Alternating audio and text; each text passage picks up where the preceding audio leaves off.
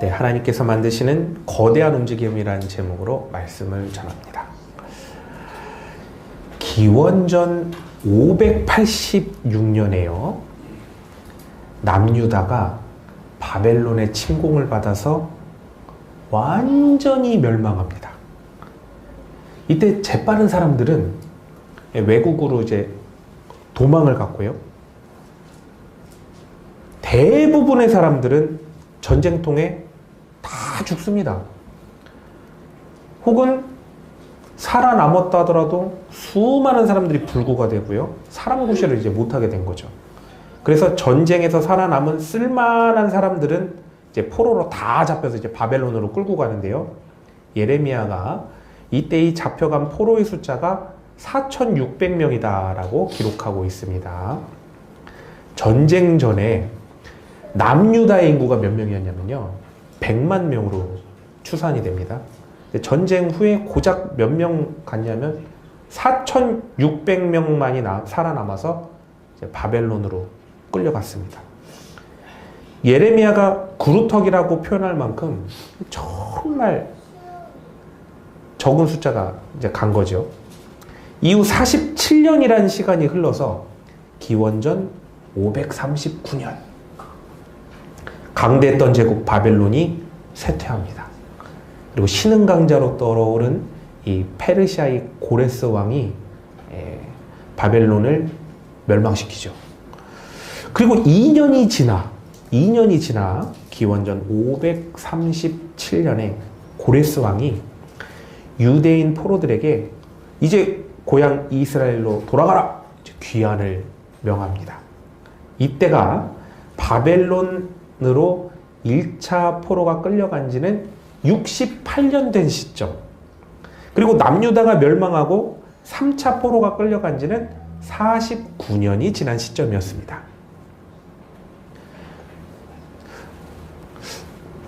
이따가 시험 한번 볼까요? 숫자를 잘 외우셨나 보네요. 이때 유대인이 42,360명, 노비와 기타 인원을 포함하면 약 5만 명이 이제 이스라엘로 돌아오게 됩니다. 멸망 전 이 100만 명이라는 숫자를 생각해 보면 너무나 작은 숫자지만 끌려간 포로 숫자 4,600명을 생각해 보면 10배가 늘어난 겁니다. 포로 생활하면서도 인구는 무려 10배가 늘어난 거죠. 귀환 시에 또 많은 재산과 빼앗겼던 성전 기명들까지도 이제 다 되찾아서 이제 가지고 옵니다. 그래서 이스라엘은 포로 귀환 때 정말 하나님 살아계시구나. 하나님 능력이 하나님이시다. 이렇게 강력하게 느꼈을 것 같습니다. 그래서인지 이제 이스라엘이 포로 귀환에서 돌아오자마자 무엇보다도 먼저 성전 재건을 시작하게 됩니다. 그런데 냉철하게 아주 이성적으로 지금 이스라엘이 하고 있는 이 일을 잘 판단해 보면 전쟁으로 폐허가 된 지 무려 반백년이 지난 이 황폐해진 폐허 위에 아무런 기반도 없는 이 5만 명을 가지고 성전부터 짓겠다는 것, 이건요 실현 불가능한 매우 무모한 일이라는 것입니다. 바벨론에서 돌아온 이 5만 명은요 집도 없습니다. 생활 터전도 없습니다. 외부 세력으로부터 지켜줄 성벽도 없습니다. 당장 먹고 살 방법조차도 해결되지 않은 거죠. 그럼 이들이 가장 먼저 해야 될 일이 무엇이겠습니까? 무엇부터 시작해야 성전을 재건할 수 있을까요? 당장 집부터 지어서 거처를 만들고 땅을 개간해서 뭐라도 심어야 앞으로 굶지 않을 거 아닙니까? 이렇게 생활의 기반이 갖춰져야 성전 재건할 여력도 생기는 것 아니겠습니까? 근데 이들이 도착하자마자 자신들을 돌보는 것이 아니라 성전을 먼저 짓습니다. 포로로 끌려간 이유가 하나님을 거역했기 때문이다라는 이 잘못을 아주 확실히 알았고요. 다시는 하나님을 거역하지 않고 정말로 잘 섬기겠다라는 이 반성의 반성을 거듭한 겁니다. 그러기 위해서는 반드시 나를 돌보기보다는 먼저 성전을 건축해서 하나님을 잘 섬기겠다는 이 확고한 의지와 뜨거운 열망을 가지고 있었던 것이죠. 그래서 아무것도 없는 이 변변찮은 5만 명의 사람들이 모여서 앞뒤도 계산하지 않고 그냥 이 뜨거운 열정 하나 가지고 감당이 불가능한 이 성전 세우는 대공사를 시작하게 됩니다. 이게 잘 될까요? 잘 되지 않을까요? 어떻게 생각하십니까? 이게 잘 될 것 같습니까? 잘 안 될 것 같습니까? 생각할 필요도 없어요. 당연히 잘 될 리가 없어요. 그렇죠? 당연히 잘 될 리가 없어요. 경제적 기반이 없으니까 이 큰 대공사를 진행하니까 곧바로 재정이 다 바닥에 나버린 거예요. 포로로 끌려간 사이 이스라엘을 점령하던 이방인들이 있지 않습니까? 성전 건축을 아주 대대적으로 방해를 합니다. 왜냐하면 성전 공사가 잘 이루어져서 성전이 딱 쓰게 되면 이때부터 이스라엘은 여기로부터 아주 단단하게 구심점을 만들어서 아주 그냥 딱 연합하게 되는데요. 단번에 이방인을 위협하는 강력한 국가로 성장하게 되는 것입니다. 그러면 어떻게 됩니까? 이방인들 다 내쫓아낼 거 아닙니까? 그래서 그곳을 점령하던 이방인들은 바사의 관리들에게 뇌물을 막 줍니다. 그래서 사사건건 와서 성전을 짓지 못하도록 방해하도록 만드는 겁니다. 그런데 그렇게 성전을 잘 재건하겠다고 무려 반백년간 굳은 다짐에 또 다짐을 하고 돌아온 이스라엘이 이러한 방해들로 인해서 마음이 무너져 내리고 얼마 지나지 않아서 성전 건축을 중단해버립니다. 이스라엘은 모든 것이 믿음, 열정 이것만 가지면 될 줄 알았는데 막상 통장이 텅텅 빈 통장 아십니까? 예. 유행어입니다. 통장이 되고 경제적 여력이 하나도 없고 그렇다면 누가 뒷배라도 서줘야 되는데 힘을 보태줄 뒷배가 없는 그 현실을 딱 맞닥뜨리게 되다 보니까 그제서야 내가 얼마나 아무것도 아닌 존재인가 이거를 아주 뼈저리게 안 겁니다. 그렇게 너무나 연약해져서 굳은 결심이 그냥 꺾여져 버리고 작은 방해가 와도 그냥 완전히 그냥 쓰러져 버리고 마는 그런 상태가 돼버린 게 된 거죠. 그런데 사실 어쩌면 그들이 말은 하지 않았지만 너무나 어렵고 막막한 겁니다. 시작을 해보니까. 그래서 그만뒀으면 좋겠는데 뭔가 핑계거리가 있어야 그만두잖아요. 그런데 마침 뇌물을 먹은 바사의 관리들이 자꾸 와서 짓지 말라고 시비를 거니까 무리하게 느껴졌던 성전 건축을 중단할 좋은 핑계거리 하나가 기가 막히게 딱 제공이 된 거지요. 그런데 엎친 데 덮친 격으로 성경을 보시면 학개서 1장에 나와 있는데요. 팔레스타인 지역에 극심한 가뭄이 덮칩니다. 이때 극심한 가뭄이 덮치는데 학개 선지자는 뭐라고 얘기하냐면요. 이 극심한 가뭄이 온 이유를 성전을 짓지 않기 때문이다 이렇게 말씀하고 있습니다.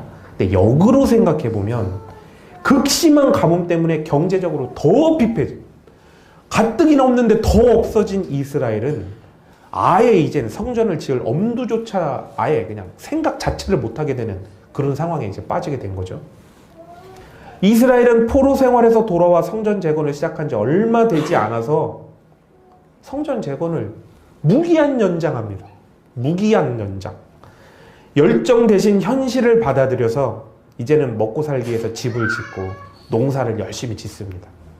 그냥 척박한 현실에서 살아남기 위해서 그냥 막 밟아 놓치는 거죠. 근데 이상하지 않습니까? 하나님께서 성전 재건을 하라고 명령을 하셨어요. 포로 귀환에서 돌아오자마자 그래서 이스라엘은 성전 재건을 시작을 했어요. 아침 저녁으로 번제 제사도 잘 드렸어요. 하나님을 사모하기도 했고요. 성전 재건도 아주 사모했어요. 이스라엘은 잘못한 게 없어 보입니다. 하나도 없어 보여요. 그런데 성전 재건을 하는 일이 형통하게 쫙 흘러가는 게 아니라 하는 족족 방해만 받는 겁니다. 할 수 있는 조건은 보이지 않고요.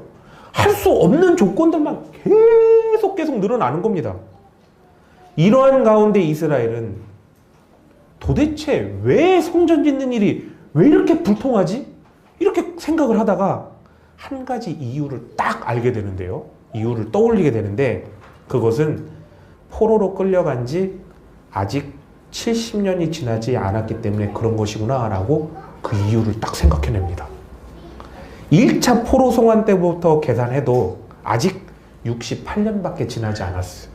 2년의 생활이 또 남아있는 거죠.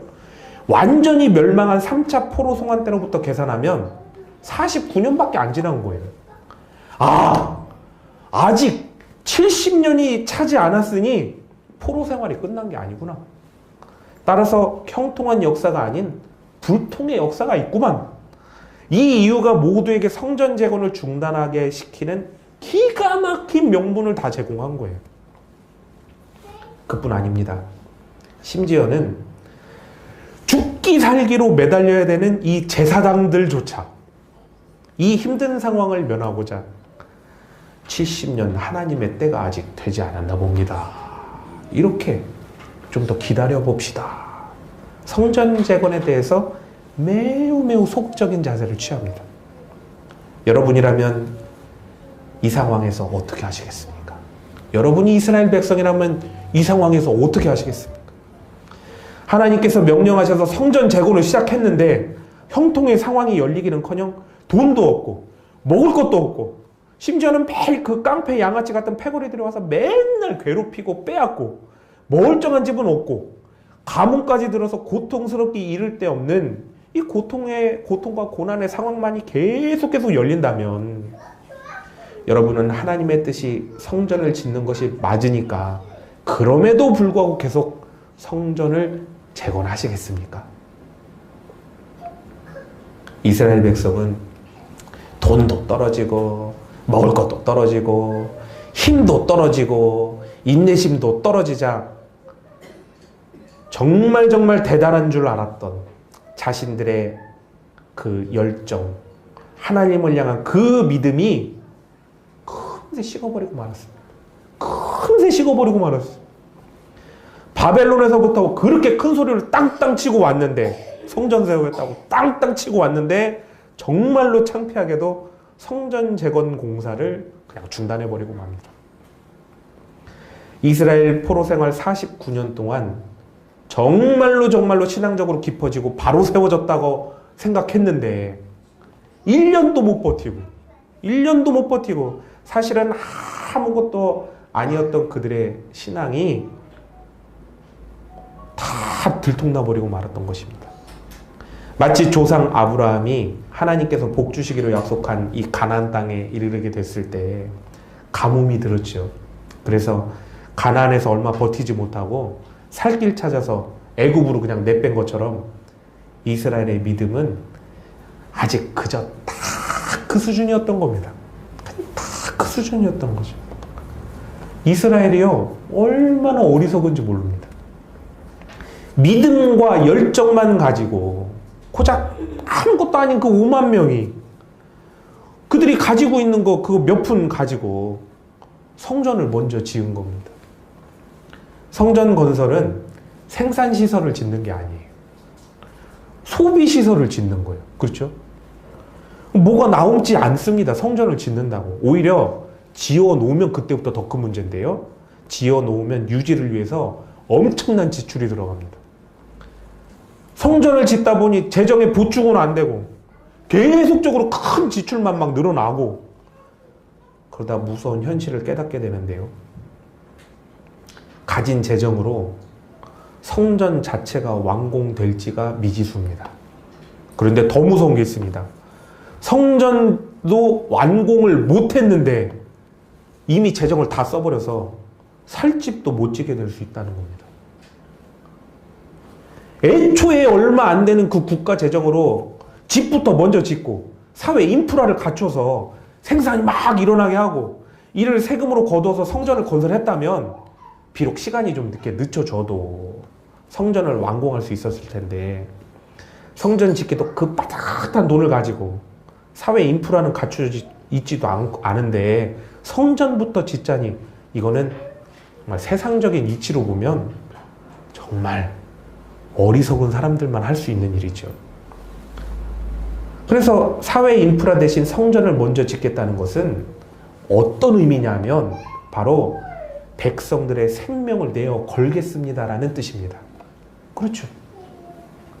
목숨을 내어놓고 내가 여기서 안 되면 그냥 공사장에서 죽겠습니다 하는 겁니다. 그렇죠.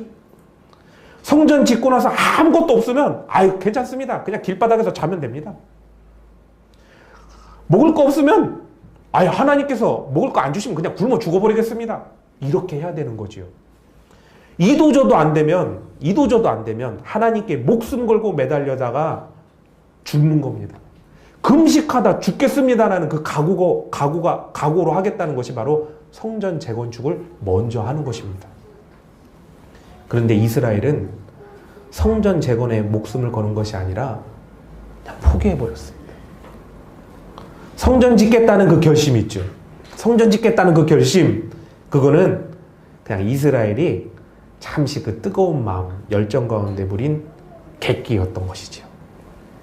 자, 여기서 놀라운 사실을 알게 됩니다. 진짜 놀라운 사실을 알게 돼요. 이스라엘은 이전까지 포로 생활 중에서도 신앙을 지키는 자신들의 신앙이 좋다고 생각했지만 실제는 하나님께서 포로 생활하는 이스라엘이 신앙이 떨어지지 않도록 이제까지 굳게 붙잡아 주셨던 거예요. 하나님이 굳게 붙잡아 주신 거지 자기들 신앙이 좋았던 게 아니었던 거죠. 자, 그럼 이제 진짜 중요한 본론에 들어갑니다. 하나님께서는 왜 성전 재건의 과정을 형통이 아닌 불통으로 이끄셨을까요? 성전은 그 건물 짓는 것보다 더 중요한 게 있습니다. 더 중요한 게 있어요. 그것은 바로 백성들 자체가 하나님께서 보시기에 합당한 그 마음의 성전이 이루어져야 되는 겁니다. 마음의 성전이 세워져야 되는 것이죠. 만일 일이 술술 풀려서 오자마자 막 일이 술술 풀려가지고 성전 건물이 그냥 후딱 지어지면 어떻게 됐을까요? 지어진 성전을 하나님께서 세우신 것이 아니라 말은 하나님께서 세우셨다고 했겠죠. 그런데 실제로는 하나님께서 세우신 것이 아니라 우리가 지어낸 공적이야 라고 했을 것입니다. 그리고 이렇게까지 인도하신 하나님의 은혜보다 객기와 같은 자신들의 열정과 믿음을 자랑하는, 우리들이 이런 사람이야 라는 그 믿음을 자랑하는 신앙인이 되고 말았을 것입니다. 오늘 말씀 6절을 보시면요, 성전 건축은 힘과 능력으로 하는 것이 아니라 성령으로 되는 것이다 라고 말씀하고 있습니다. 이 성령으로 된다는 것은 하나님의 일은 하나님께서 이루신다는 뜻이죠. 이것이 나타내는 가장 중요한 뜻이 무엇이냐면요, 하나님의 백성은 하나님을 믿고 신뢰해야 된다는 것입니다. 하나님의 뜻을 이루어 가시는 성령님을 신뢰하여서 자신의 모든 것을 다 내어 맡기고 오로지 순종하여 성령님의 뒤를 쫓아가야 되는 것이죠. 하나님께서 이스라엘의 이 성전 재건을 명하신 것은 성전 건물의 재건보다 더 중요한 하나님을 향한 이스라엘의 전적인 신뢰와 믿음, 그리고 순종을 세우라는 하나님의 뜻입니다. 약 5,000명의 이스라엘의 그 구루터기들이 포로로 끌려갔다가 5만 명의 구루터기가 되어서 이스라엘로 돌아왔습니다. 그러면 이제 여기서 싹이 나야 되지 않습니까? 이 구루터기에서 피어난 새싹이 바로 구원의 조건인 하나님을 향한 전적인 믿음, 전적인 순종인 것이죠. 약 50년의 포로 생활을 통해서 이스라엘은 소망과 열심의 신앙인으로 세워진 것 같았지만 여전히 그 속에는 하나님께서 중심 되시지 못하고 주인 되시지 못하는, 하나님께 자신들의 모든 것을 내어 맡기지 못하는 아직도 교만한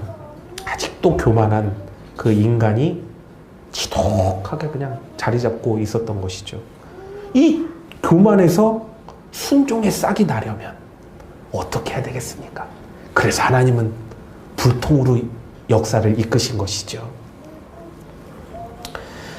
그래서 포로 생활에서 돌아온 이스라엘, 어쩌면 죽다 살아온, 신앙교육 제대로 받았다고 착각하고 있는 이스라엘은 실상 돈도 없고 힘도 없고 능력도 없고 게다가 믿음도 없는, 정말 부족하기 이를 데 없는 고작 5만 명밖에 안 되는 오합지졸들이었던 것이죠.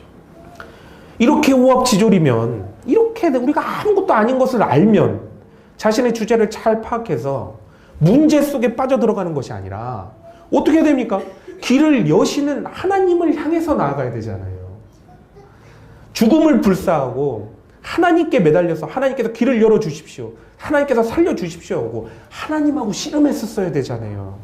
그런데 이스라엘은 자신들이 뭐나 된 듯이 하나님 위한다고 그렇게 교만하게 우리가 성전 재건을 해드리겠습니다 이렇게 했던 것이죠.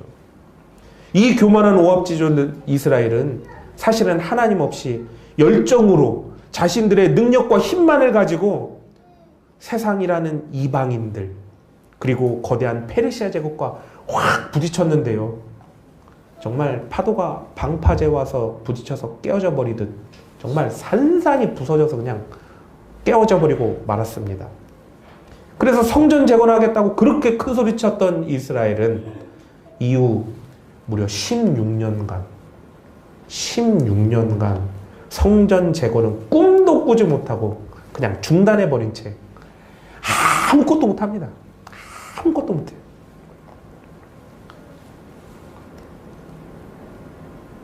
그런데 이 16년간 성전 재건이 중단된 상태임에도 불구하고, 여러분들은 우리는 이 성전이란 개념이 없어서 그런데요, 이스라엘 백성이 성전을 못 짓고 있다는 건 수치입니다. 수치. 얼마나 부끄러운 수치인지 몰라요. 하나님의 백성의 성전을 못 짓고 있다. 이건 그들에게 있어서 엄청난 수치인 거죠. 그런데 성전 재건을 중단한 상태임에도 불구하고 이스라엘은 자신들에게 닥친 이 문제를 하나님 앞에 나아가서 해결하려고 하지 않습니다.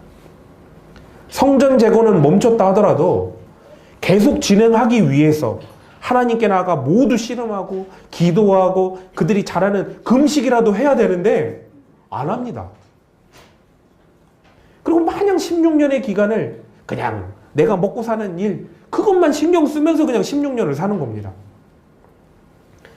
하나님께서는 이런 이스라엘이 하나님 앞에 나오라고, 나에게 매달리라고, 공급자 대신 하나님에게 매달리라고 팔레스타인 지역에 가뭄을 내리셨는데, 가뭄이 계속됨에도 불구하고 이스라엘은 하나님 앞에 나오는 것이 아니라 가뭄 속에서 살기 어렵다고 현실 속에 살아가려고 더더욱 먹고 사는 문제 속으로만 나아가는 겁니다. 문제가 생기면 하나님께 나와야 되는데 하나님께 나오는 게 아니라 문제 속에 더 깊이 빠져 들어가는 것입니다.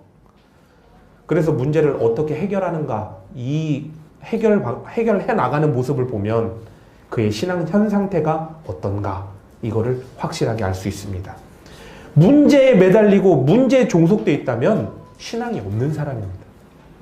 해결하시는 하나님께 나아가고 하나님 앞에 서 있는 나의 신앙을 바로 세우고 하나님을 신뢰해서 계속 내어 맡긴다면 그건 신앙이 있는 것이죠. 자, 그럼 이제 생각을 해보겠습니다. 도대체 이 성전 재건을 어떻게 해야 재개할 수 있을까요? 어떻게 해야 이 성전을 다시 세울 수 있을까요? 도대체 어떻게 해야 돈도 없고 궁핍하고 사기는 떨어질 대로 다 떨어지고 그저 먹고 사는 자신의 일만 생각하기도 바쁜, 다른 거는 생각할 여력도 없는 이스라엘이 어떻게 성전 재건을 다시 시작할 수 있을까요? 그것은 바로 지금 내가 크게 여기고 있는 이 문제가 정말 작은 차원의 문제밖에 되지 않을 정도로 큰 차원에서 해결의 역사가 일어나면 됩니다.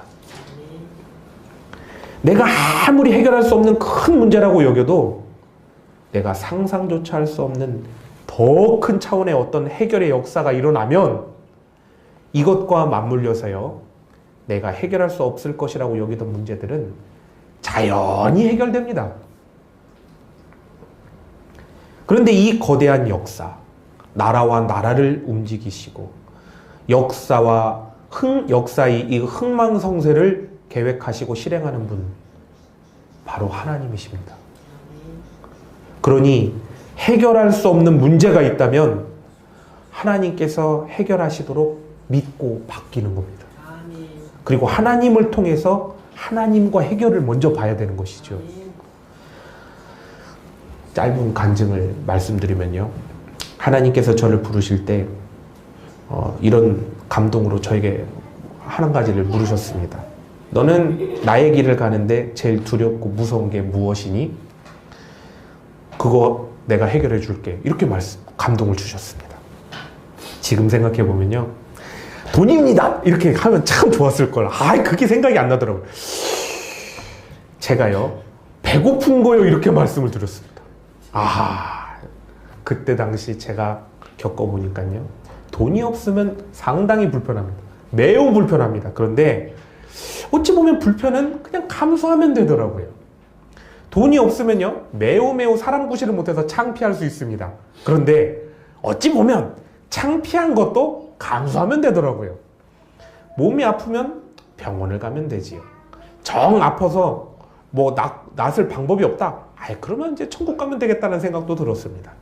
추우면요, 뛰면 되지요. 더우면요, 그늘에 들어가면 됩니다. 잠이야 안 자면 언젠가 자면 되겠지? 이런 생각이 들었습니다. 그런데 배가 고프면 그렇게 슬프고 처량할 수가 없어서 배고픈 겁니다. 이렇게 기도를 했습니다. 이렇게 말씀드리니까 하나님께서 이렇게 감동으로 답변을 주시는데, 내가 앞으로 어떻게 너를 잘 먹이나 한번 봐라, 이렇게 감동을 주시는 겁니다. 근데 아무리 생각해봐도 어떻게 잘 먹이시겠다는 건가, 고개가 갸웃갸웃 되는 겁니다. 근데 신대원을 가보니까요, 놀라운 역사들이 막 일어나는 거예요.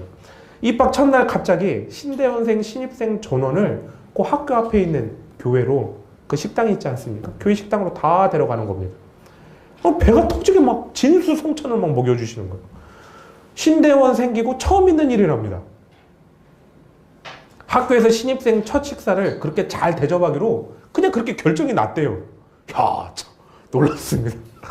이후 대전로에서 이제 목사 후보생 교육을 받는데요, 거길 가니까 거기서도 갑자기 막 진수성찬을 막 차려주시는 겁니다.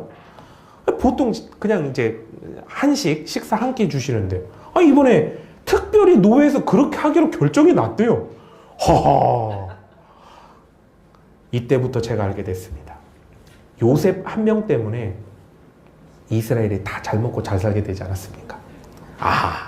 이 나 하나 잘 먹여주시려고 하나님 스케일은 나머지 모두까지 다 잘 먹여주시는구나. 아멘. 그리고 하나님께서 개인 차원만이 아니라 이 조직을 움직이시는 분이구나. 직접 겪어보니 이제 몸으로 이제 체득해서 알게 됐습니다. 이후 이제 분당에 올라가서 사역을 하는데요, 봉사부 부장님을 맡으신 권사님께서 얼마나 잘 먹여주시는지, 그 권사님의 목표가 있습니다. 어느 교육자든 오면 한 달 내로 10kg 찌운다. 이 우연의 일치가 아니잖아요. 이게 어떻게 우연입니까? 그리고 지금 우리 아름다운 교회에 와서요, 모든 교회를 통틀어서 상위 1%, 어쩌면 0.5% 이내로 아주 잘 먹고 있어요. 우리 교회가 이렇게 밥 잘 먹는 거, 이거 우연이 아닙니다. 진짜 우연이 아니에요. 네, 제가 이거 왜 이렇게 우리 그 교회 잘 먹지? 생각해보니까 하나님 응답이더라고요. 그렇구나. 우리 권사님들이 많이 수고하시지만 사실은 하나님께서 저를 먹이시려고 다들 은혜를 받고 계십니다. 아멘.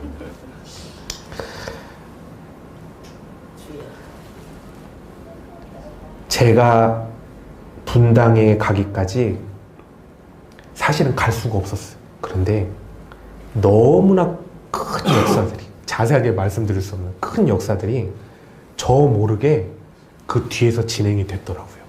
그래서 하나님께서 저를 거기에 옮겨주셨어요. 그리고요, 제가 지금 여기 와 있지 않습니까? 근데 제가 여기 오기까지 여러분은 잘 아시지 않습니까? 얼마나 큰 역사들이 저 모르게 대전에서 진행되고 있었습니까? 성령님이 인도하시더라고요. 성령님께서. 이스라엘에게 성전 재건 건설의 이 재개는 불가능한 일입니다. 성전 재건을 할 수 있는 여력도 없습니다. 풀어야 하는 수건인데 이스라엘은 도저히 풀 수 없는 문제지요. 그런데 하나님께서 정하신 시간과 계획에 따라서 거대한 움직임을 만들어 가셨습니다. 먼저는 하나님께서 이스라엘을 포로 귀환을 시키시고 성전 재건을 시작하시기 위해서 바벨론과 페르시아를 움직이셨어요. 바벨론을 정복한 페르시아의 고레스 왕이 새로 나라를 점령하다 보니까 내부 반란을 억제해야 되는 겁니다. 평화를 유지해야 되는 거죠. 그래서 선정을 베풉니다. 이에 이스라엘이 이 정책을 힘입어서 포로 귀환도 하고 후원도 받아서 성전 재건을 이제 시작하게 된 거죠. 어떻게 포로들이 다시금 고향으로 돌아올 수 있겠어요? 이에 해결할 수 없는 문제가 하나님께서는 나라의 흥망성쇠를 통해서 해결을 하시더라고요. 이후 고레스 왕을 이어서 캄비세스가 이제 왕으로 등극하게 되는데요. 캄비세스가요, 고레스 왕을 이어서 정복 전쟁을 이어가면서 이 페르시아를 엄청나게 크게 확장을 시킵니다. 그런데요, 이 왕권이 강화되다 보니까 속국들을 막 압박을 시작하게 되는 거예요. 막 압박을 시작하게 되니까 이 조류에 따라서 이스라엘은 성전 재건에 강력한 걸림돌이 걸리게 됩니다. 그래서 성전 재건이 이제 무기한 연장이 쫙 되게 되는 거죠. 그런데 놀랍게도 거시적으로 보면, 큰 시각으로 보면 성전 재건 재개를 위해서는, 성전 재건을 형통하게 하시기 위해서는 매우 아이러니하게도 캄비세스의 왕권 강화 정책을 통해서 속국을 압박해야만 하는 그 과정이 반드시 필요했습니다. 왜냐하면 캄비세스 통치 시기에 내부 반란이 막 일어나는 거예요. 이렇게 억압하다 보니까 내부 반란이 막 일어나게 되고요. 이를 수습하기 위해서 그때 군대 장관이던 다리오가 왕권을 잡게 됩니다. 다리오는 이제 왕이 되어서요, 내부적인 혼란을 수습하기 위해서 다시금 속국들에게 온화 정책을 사용하게 됩니다. 그런데 이때요, 아주 놀라운 일이 벌어지는데요. 다리오는 왕족이 아닙니다. 그렇기 때문에 왕의 정통성을 살리기 위해서, 왕권의 정당성을 세우기 위해 이 페르시아의 상징적인 존재인 고레스 왕의 정책을 이어갑니다. 아, 놀라운 거죠. 네. 그래서 다리오 왕은 고레스 왕이 성전 재건을 칙령으로 내렸던 것을 발견하게 됩니다. 그래서 자신의 왕의 정통성을 세우기 위해서 고레스 왕의 칙령이 계속적으로 강력하게 지켜지도록 기원전 520년 성전을 다시 건축하라! 라고 재개명령을 내립니다. 우와, 할렐루야. 놀라운 역사가 막 일어납니다. 그러는 가운데요, 계속적인 방해 세력이 있지요. 다뜨네, 스달보스네 같은 매우 상급 관료들이 성전 재건을 반대하며 막 상소를 올리게 되는데요, 단번에 거절됩니다. 단번에 거절되고요, 왕명으로 성전 재건을 방해하지 말아라! 라는 금지 조서가 내려옵니다. 상급 관료인 다뜨네와 스달보스네도 성전 재건에 대해서 어떤 방해도 못하게 됐지 않습니까? 그러면 이전까지 자신들을 괴롭히던 그 하급 관료들, 뇌물 받아서 괴롭히던 하급 관료들은 어떻게 되겠습니까? 완전히 손발이 묶여서 이제 꼼짝 못하게 된 것입니다. 더하여 다리오 왕은 대대적으로 이 유화 정책을 편 고레스 왕의 칙령이 이토록 나는 신실하게 지키는 사람이다 라는 것을, 또 너그러운 왕이다 라는 것을 보여주기 위해서 성전 재건을 아주 적극적으로 지원합니다. 이를 통해 다른 속국들에게 너희는 반란 일으키지 말고 앞으로 나에게 잘 협조해라 라는 모범 사례로서 선전이 나라 안에 막 되는 것이죠.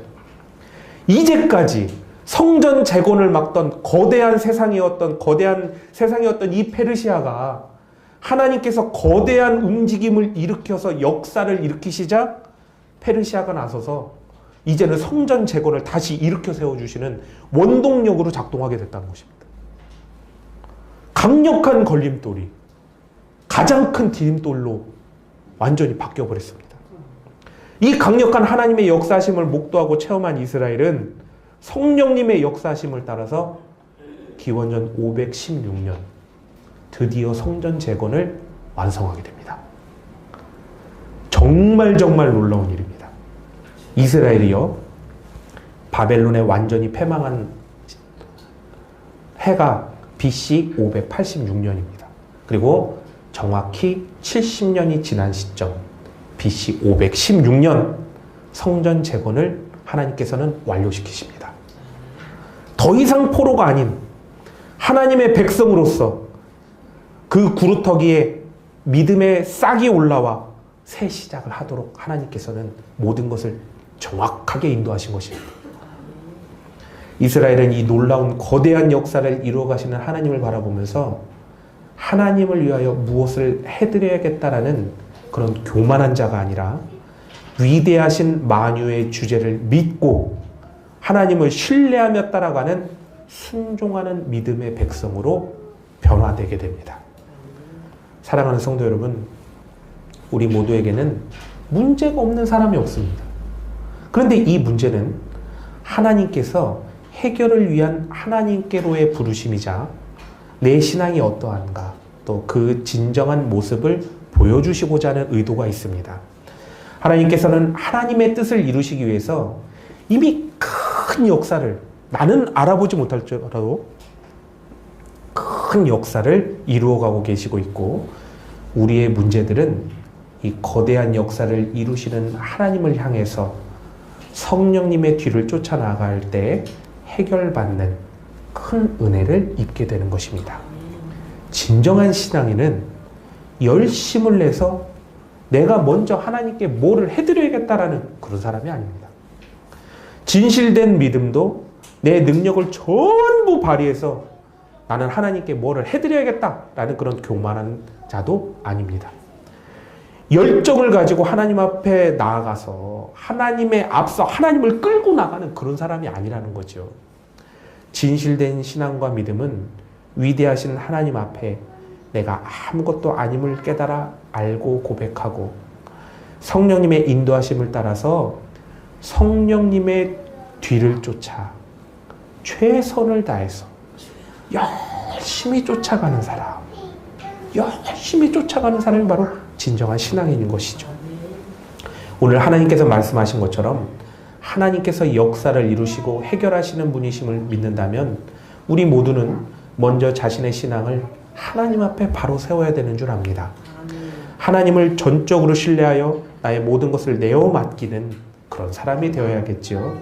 그리고 항상 성령님의 역사하심을 구하면서 성령님의 인도하심을 따라 열심히 그 뒤를 나아가는 그런 신앙이 되어야 되는 줄 압니다. 거대한 역사를 이루시는 하나님을 앞서 나가면 나의 작은 힘과 나의 아무것도 아닌 이 능력을 가지고 아직도 내가 하나님을 끌고 나가는 무엇을 해야겠다라고 생각하고 있다면 그것은 하나님을 모르는 어리석은 자가 되는 것이자 그것은 교만을 신앙으로 위장하는 것이자 또 그것은 하나님의 역사를 가로막는 하나님의 걸림돌이 되는 일입니다. 그리고 너무나 안타깝게도 하나님 곁에서 하나님을 누리지 못하는 사람이 되는 것이지요. 과거 바벨론과 페르시아를 뒤흔든 하나님의 역사가 지금 이 순간도 우리 가운데 일어나고 있습니다. 큰 역사를 이루기 위해서 큰 역사를 이루는 그 하나님을 따라가면 좋겠습니다. 큰 문제를 해결하기 위해 거대한 역사를 이루어 가시는 하나님을 따라갑시다. 작고 편협한, 정말 작고 편협한 나의 눈을 들어서 아무것도 아닌 나의 적은 힘과 능력을 넘어서 위대하신 하나님을 바라보고 역사하시고 통치하시는 하나님을 바라보면 좋겠습니다. 그리고 이 복의 역사, 생명의 역사를 향해서 성령님의 인도하심을 구하며 성령님을 따라 힘써 나가면 좋겠습니다. 이 크고 놀라운 하나님의 역사가 성도님과 함께 하시길 예수님의 이름으로 축복합니다.